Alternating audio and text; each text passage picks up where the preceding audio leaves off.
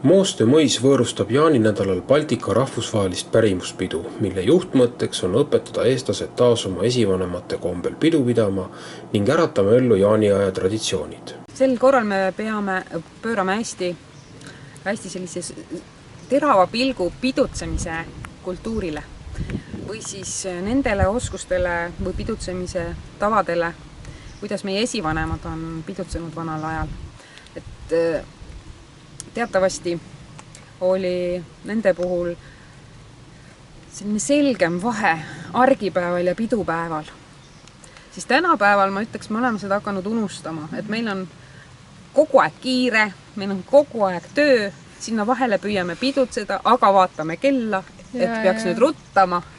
Aga meil on esivanematelt seda õppida, et võtta korraks aeg maha sellel pühal ajal ja pidutse lõpmata palju. 22. juunil toimuvale Mooste pärimuspäevale oodatakse umbes 450 esinejat Eestist ning 9 välisriigist. Baltika pärimuspeo muudab eriliseks asjaolu, et seal kõlav muusika antakse edasi võimenduseta, nagu see muistegi toimus. Barjäär publiku ja esinejate vahel loodetakse sootuks maha lõhkuda, et mõisaõuel tekiks tõeline osaluspidu. Lisaks lauludele ja tantsudele toimuvad mõisaõuel ja ruumides töötoad ning päeva lõpetab hommikuni kestev simman.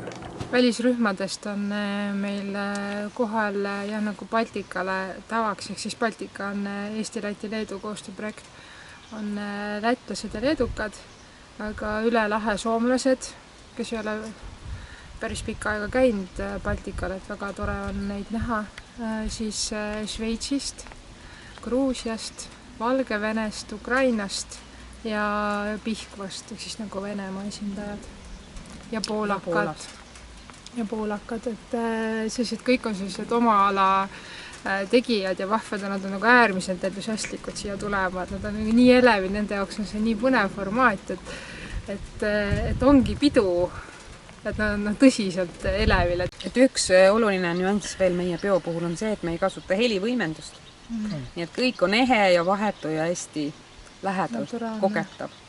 Ongi osaluspidu, et ei ole otsas piiri, et siin on publik ja siin on nüüd osaleja, vaid ongi võimalus siis tõesti saada nii vahetult kogeda seda esitada, kui nagu kellelgi vähegi soovi on.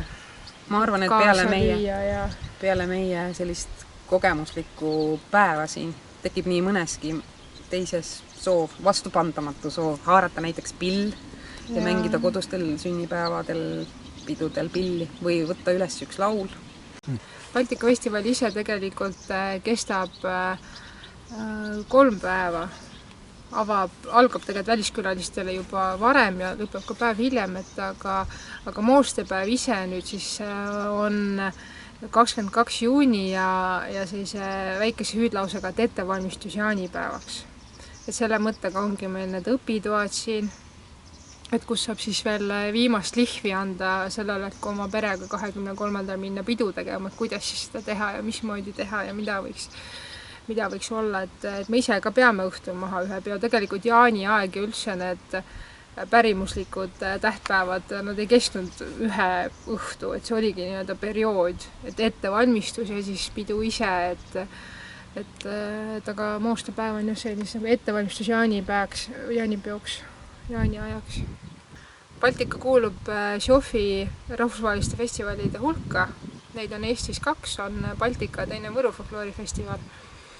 Ja Baltika festival ise algusest peale on olnud selle suunitlusega, et propageerida või näidata just seda meie enda ehedat ja seadmata ja autentset pärimust. Et seda joonta kannab ka täna tegelikult, et see idee ja see suunitlus ei ole muutunud.